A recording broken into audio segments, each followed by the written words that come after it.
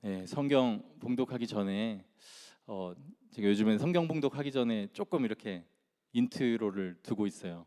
여러분 성경 잘 읽으시라고. 네. 그래서 오늘 설교 주제가 차별인데요. 차별. 여러분 차별 당해 보셨어요?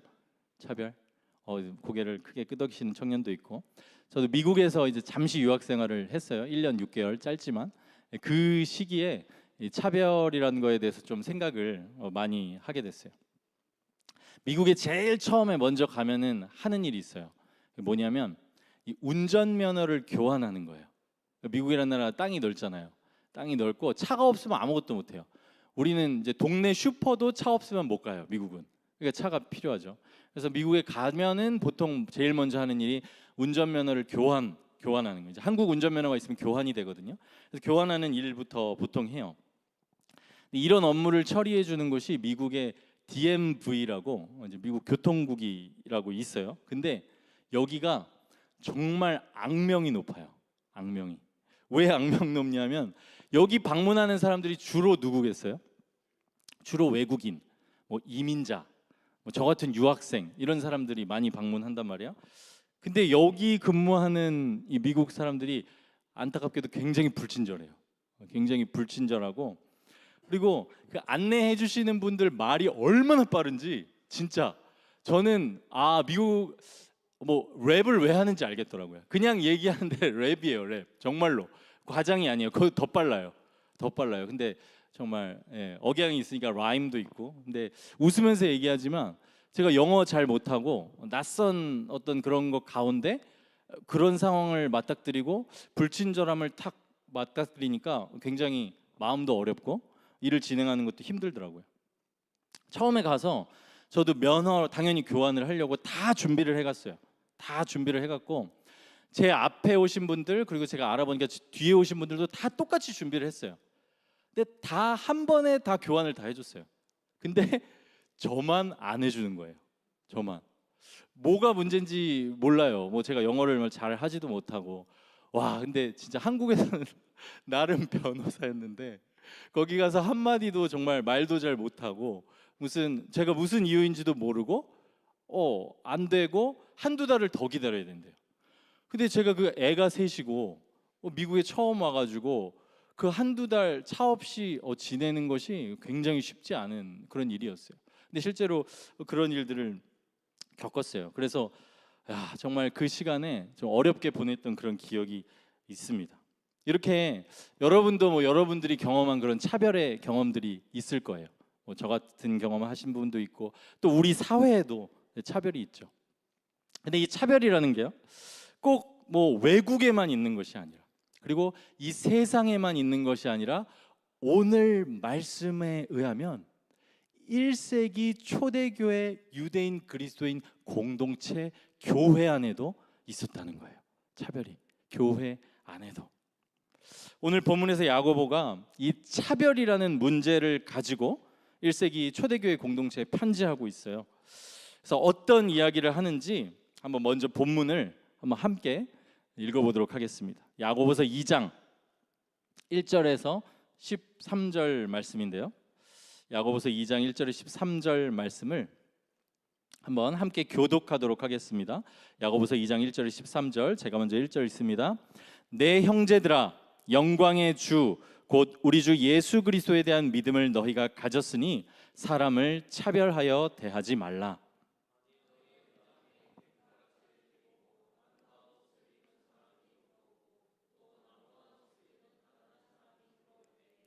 너희가 아름다운 옷을 입은 자를 눈여겨보고 말하되 여기 좋은 자리에 앉으소서 하고 또 가난한 자에게 말하되 너는 거기 서 있든지 내 발등상 아래에 앉으라 하면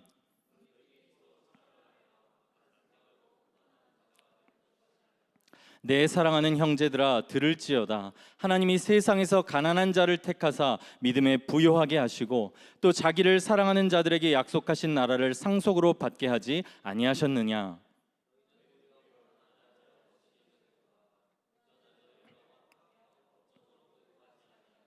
그들은 너희에게 대하여 일컫는 바 그 아름다운 이름을 비방하지 아니하느냐.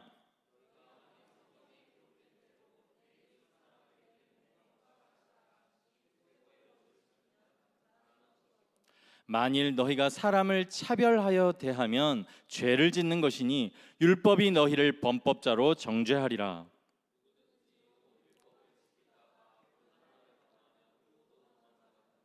간음하지 말라 하시니가 또한 살인하지 말라 하셨은즉 내가 비록 간음하지 아니하여도 살인하면 율법을 범한 자가 되느니라.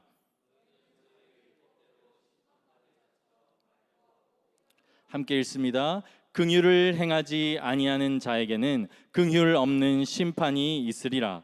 긍휼은 심판을 이기고 자랑하느니라. 아멘. 저는 오늘 이 본문 말씀을 이 차별과 관련해서 말씀하고 있는데요. 세 가지 질문을 통해서 오늘 본문 말씀을 재구성해 보았어요. 이 세 가지 질문은 이것이에요. 첫째, where? 차별은 어디에서 시작되는가? where? 어디에서 차별이? 둘째, why? 그리스도인들은 왜 차별하면 안 되는가? 둘째, 왜 차별하면 안 되는가? why? 세 번째, what?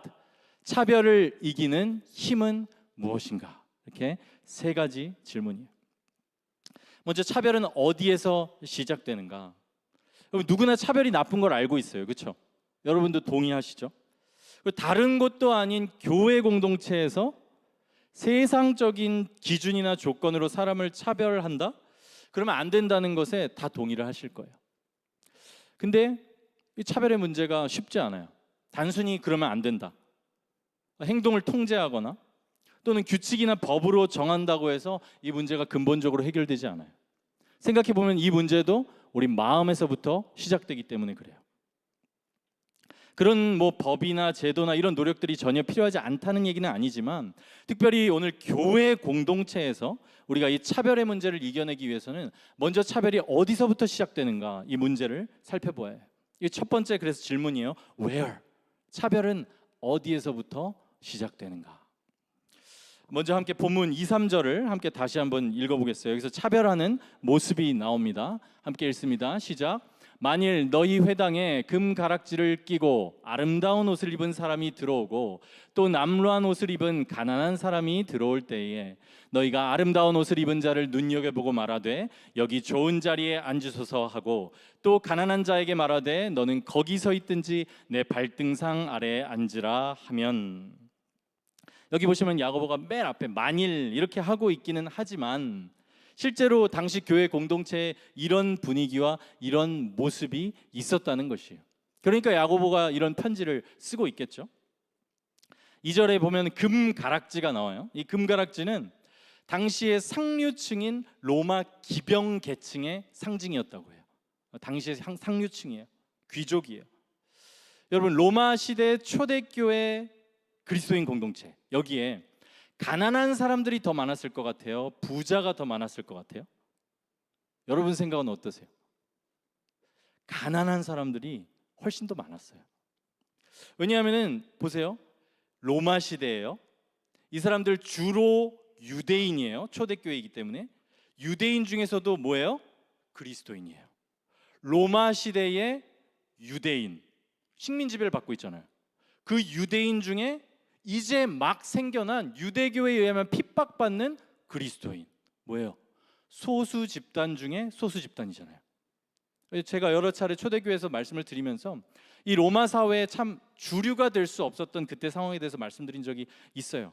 그렇기 때문에 그들 자체가 부보다는 가난에 더 가까웠어요. 모든 사람들이 가난한 건 아니었지만 바울의 얘기도 보면 문벌 좋은 자가 너희 중에 많지 않다. 돈 많은 자, 이렇게 사회적으로 유력한 사람이 그 당시에 많지 않았어요, 교회 안에. 그런데 대부분 가난했던 이 그리스도인 공동체의 성도들이 가난한 사람들을 차별했던 거예요. 지금 차별이 어디에서부터 시작되는가 말씀드리고 있는데, 이런 걸 보면요, 차별은 단순히 집단과 집단의 문제, 계층과 계층의 문제가 아니라는 거예요. 그냥 가난한 사람, 부한 사람, 있는 사람, 없는 사람, 어떤 조건 가진 사람, 안 가진 사람, 단순히 그 문제가 아니라는 거예요. 차별이라는 것은. 한국 사회에도 여러분들이 지금 생각하시는 여러 차별이 있을 거예요. 대표적으로 자본주의 사회니까 돈이나 그와 관련된 사회적인 지위, 학벌이나 학력, 인종, 국적, 나이, 성별, 이런 조건들로 인한 차별이 사실 우리 사회에 있습니다. 근데 여기서 살펴보면요, 여러분, 공통점이 하나 있어요.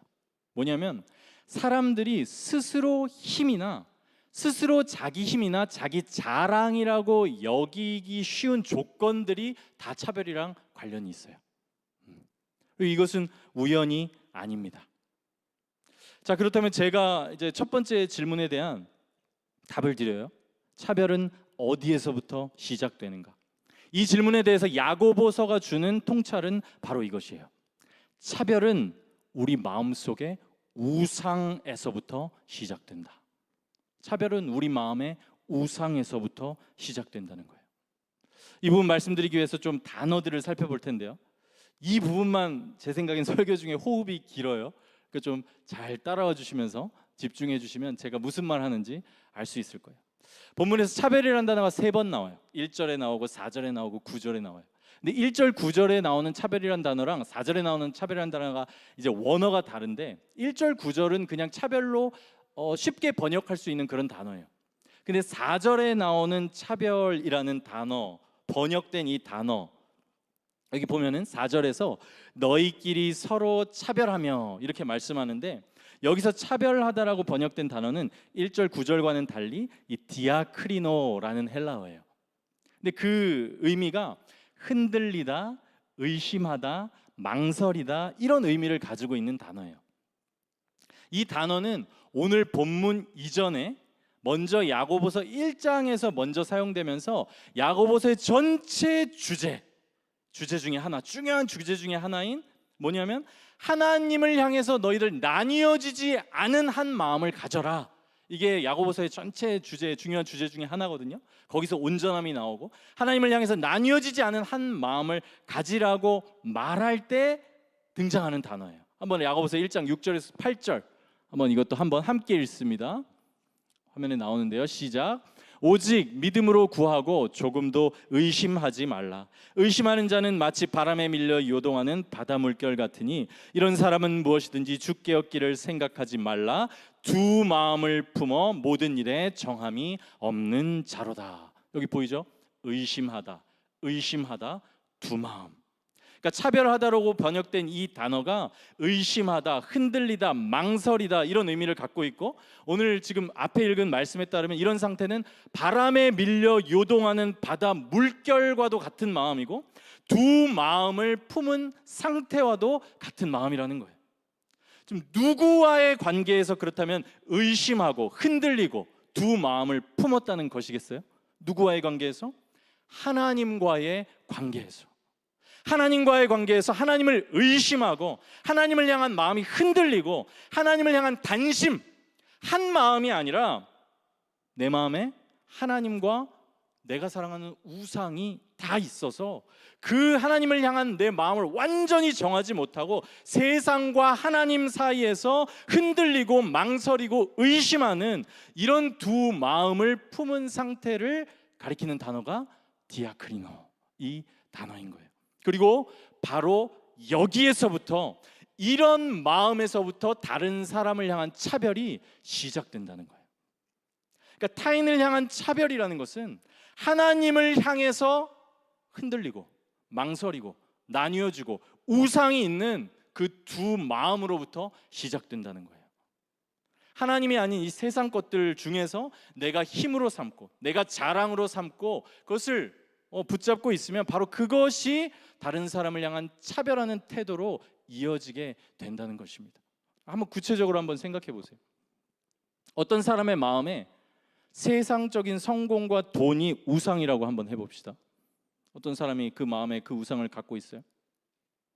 그 사람이 높은 사회적 지위나 돈을 가진 사람에게 어떻게 반응하겠어요? 크게 두 가지로 반응합니다. 첫 번째는 그를 우대해요. 자기가 가지고 싶은 것, 자기가 원하는 것, 그 사람과 가까워질 때 내가 혜택을 누릴 수 있는 것, 내가 좋아하는 것 가지고 있는 그 사람을 우대해요. 또 한 가지 반응은 시기할 거예요. 내가 갖고 싶은 걸 저 사람이 가졌어요. 둘 중에 하나예요. 우대하거나 시기하거나. 우대하고 시기하는 것 모두 차별의 시작이 돼요. 그렇죠? 그리고 이 우대하는 것은 우대하는 걸로 끝나지 않아요. 내가 그걸 가진 사람을 우대하는 그 마음을 가지고 있으면 그것을 가지지 못한 사람에 대해서는 업신여기고요, 무시하고 하찮게 대하는, 차별하는 태도가 반드시 또 드러나게 되어 있어요. 여러분 이렇게 보세요. 마음속 우상으로부터 시작해서 그게 공동체 내의 관계에 영향을 미치고요, 또 사람을 차별해서 대하게 만든다는 것을 여러분 기억하시기 바랍니다. 차별은 마음속 우상에서부터 시작되고 우상은 반드시 차별을 낳습니다. 자, 차별은 우리 마음의 우상으로부터 시작된다는 걸 한번 살펴봤어요. 그럼 이제 두 번째 질문이에요. Why? 그리스도인은 왜 차별하면 안 되는가? 왜 차별하면 안 되는가? 먼저 본문 1절 한번 함께 읽겠습니다. 시작. 내 형제들아, 영광의 주 곧 우리 주 예수 그리스도에 대한 믿음을 너희가 가졌으니 사람을 차별하여 대하지 말라. 예수 그리스도에 대한 믿음을 너희가 가졌으니, 이 믿음을 너희가 가진 채로 사람을 차별하여 대하지 말라. 무슨 말이냐면, 사람을 차별하여 대한다는 것은 그 자체로 그리스도인이 갖는 믿음, 우리가 고백하는 신앙과는 이거는 모순된다는 거예요. 모순된다는 거예요. 사람을 차별하여 대한다는 거예요. 사람을 차별하는 그리스도인? 이거는 그 자체로 모순이고 성립할 수가 없다는 것이에요. 여러분 왜 그렇습니까?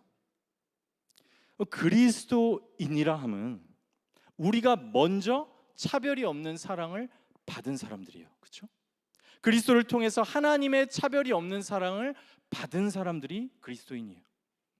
우리가 그리스도인이 되었다는 그 믿음의 본질이 무엇이에요, 여러분?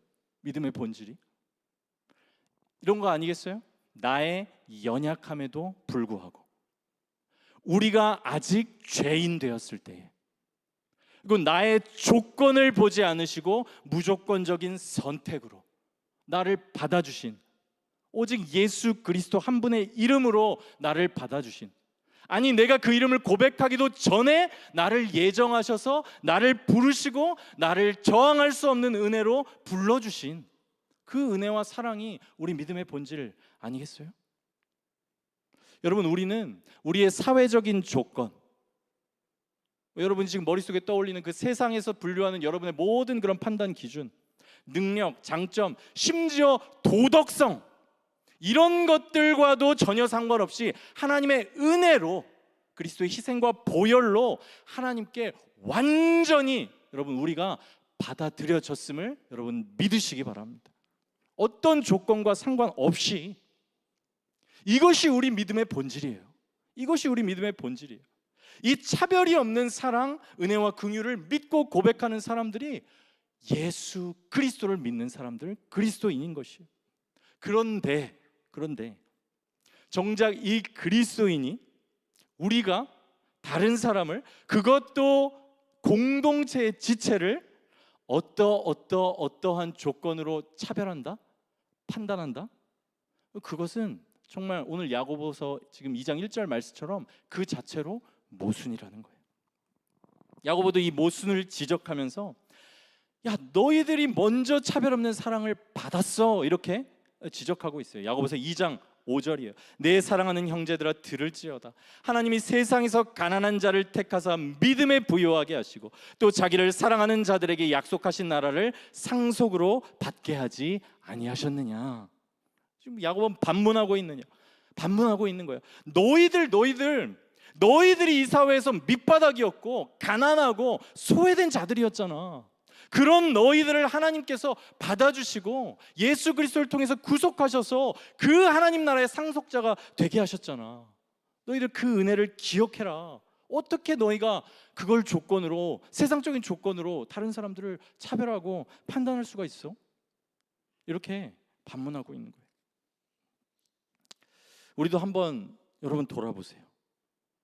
여러분 우리는 언제 어떤 모습에서 하나님께 받아들여졌습니까? 그러면 그때 약하고 추하고 가치 없다고 여겨질 때, 심지어 죄 가운데 있을 때 아니었습니까? 또는 다른 사람들로부터는 버림받았다고 느껴질 바로 그때가 우리가 하나님의 아들로 부르심을 받았다는 그 진리가 마음에 새겨질 때 아니었어요? 우리가 이런 걸 기억할 때 우리가 세상적인 기준이나 내 기준에서 다른 사람들 약하다고, 설령 좀 미성숙하다고, 지금 내가 보기에 죄된 상태에 있다고 우리가 교회 공동체에서 그들을 향해서 재판장이 돼가지고 판단하고 차별할 수는 없는 것이에요. 야고보서 4장 12절에 보면 입법자도 한 분이시요 재판관도 한 분이시라고 말해요. 그 말은 판단의 기준을 정하시는 분도 하나님이시고 실제 판단하시는 분도 하나님이시라는 거예요. 우리는 아니에요. 우리는 아닙니다. 우리가 그렇게 할 때 우리는 우리가 믿는 믿음의 본질과 모순되는 삶을 살게 되는 것이에요. 이제 마지막 세 번째 질문입니다. 그렇다면 차별을 이기는 힘은 무엇인가? 차별을 이기는 힘. 여러분, 차별의 반대말은 공평일 수 있어요. 그렇죠? 그러나 오늘 야고보서가 말씀하기를 차별을 이기는 힘은 긍휼이라는 것을 여러분 믿으시기 바랍니다. 차별을 이기는 힘은 긍휼이에요. 야고보는 오늘 차별의 문제의 마지막 결론을 이렇게 정리하고 있어요. 본문 13절입니다. 한번 함께 읽습니다. 시작. 긍휼을 행하지 아니하는 자에게는 긍휼 없는 심판이 있으리라. 긍휼은 심판을 이기고 자랑하느니라. 야고보는 지금 사실 예수님께서 하신 말씀을요, 약간 순서만 바꿨어요.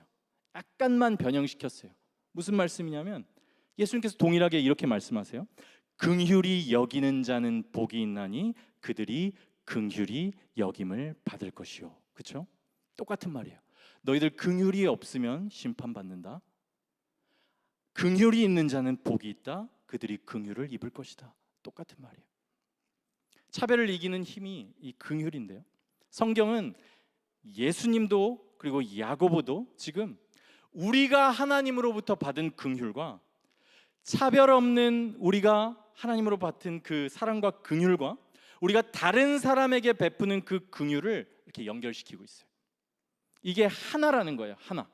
이게 분리될 수 없다는 거예요. 야고보서의 주제가 온전함이잖아요. 믿음과 삶의 일치잖아요. 하나님으로부터 긍휼을 받은 우리가 다른 사람을 긍휼히 여기지 않을 수 없다고 말씀하는 거예요. 이거는 하나라는 거예요. 그 긍휼을 받았다면 그렇게 긍휼을 베풀며 살아갈 수밖에 없다는 거예요.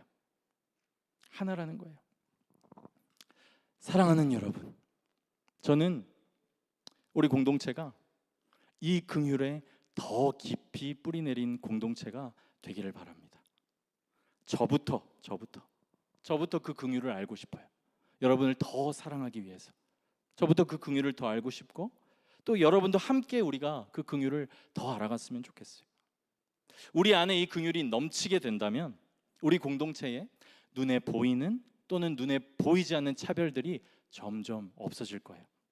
그리고 연약한 영혼, 아픈 영혼, 상처받은 영혼, 혹시 이 세상의 가치로 봤을 때는 별로 가치 있다고 여겨지지 않을 수 있는 그런 분들이 오시더라도 우리가 그런 모든 상처 입은 사람들 다 품을 수 있게 될 거예요. 우리에게 그 긍휼이 풍성하다면. 저는 우리 공동체에 많은 영혼을 보내주시기를 바라요. 그리고 우리 안에서도 어떤 친밀감을 더 깊게 누리는 공동체가 되기를 바랍니다. 그러나 한편으로 제가 늘 기억하기를 원하는 것은, 저도 말씀을 준비하며 기억하기를 원하는 것은, 우리가 한편으로 이런 양적인 성장 혹은 우리끼리의 친밀함이 여러분 우리의 우상이 될 수도 있다는 것도 우리가 함께 기억했으면 좋겠어요. 우상은 차별을 만들어내요. 만약에 우리가 사람 많이 모으자 이게 우리 목표가 되면요, 이게 목표가 되면 사람들을 끌어모으는데 도움이 안 되는 지체 차별하게 되어 있어요. 그리고 우리끼리 우리 교회, 내 친구, 내 지체, 우리끼리 더 깊게, 그게 만약에 우리들의 목표가 되고 우상이 되면요, 그게 방해되는 지체에 대해서는 차별하게 되어 있어요. 이렇게 우리가 공동체 내에서도 어떤 예수 그리스도가 주인되지 않는 어떤 우리가 추구하는 그런 부분들은 차별을 만들어낼 수 있다는 것을 여러분 기억하시기 바랍니다. 마지막으로 이제 연약한 자에 대한 차별과 관련해서 여러분 이 말씀을 함께 기억했으면 해요. 마태복음 25장 40절 말씀이에요. 예수님께서 이렇게 말씀하세요. 내가 진실로 너희에게 이르노니 너희가 여기 내 형제 중에 지극히 작은 자 하나에게 한 것이 곧 내게 한 것이니라. 여러분, 연약한 사람, 여러분들이 밖에서 만나는 연약한 사람, 그리고 공동체에서 만나는 연약한 지체, 그것이 여러분들의 거울이라는 것을 기억하세요. 율법도 우리의 거울이거든요. 신기해요. 하나님의 말씀을 보면 어때요? 내 안에 연약함들이 막 보이죠. 근데 연약한 지체, 연약한 사람도 마찬가지예요. 왜냐하면 그 연약한 사람 앞에서 우리 진짜 모습이 튀어나오거든요. 통제되지 않은 내 모습이 드러나거든요. 생각해 보시면 나한테, 여러분도 그렇죠? 저도 그래요. 우리의 연약한 모습이요. 나에게 영향력 있는 어떤 사람, 내가 호의를 베풀었을 때 갚아줄 수 있는 어떤 사람, 중요한 사람한테는 우리가 눈치 보죠. 의중을 살피고 기분 나쁘게 안 하려고 하고 그렇게 해요. 근데 나에게 아무런 영향도 줄 수 없다고 생각하는 사람, 내가 호의를 베풀었을 때 호의를 갚아줄 거라고 전혀 기대할 수 없는 사람, 그 연약한 사람들 앞에서는요, 때로 우리가 조심하지 않아요. 우리의 마음이 그냥 드러나요. 때로는 무례해요. 때로는 내 감정이 통제되지 않고 나오게 돼요. 그래서 연약한 자들은 우리들의 거울이에요. 그러나 우리는 기억해야 돼요.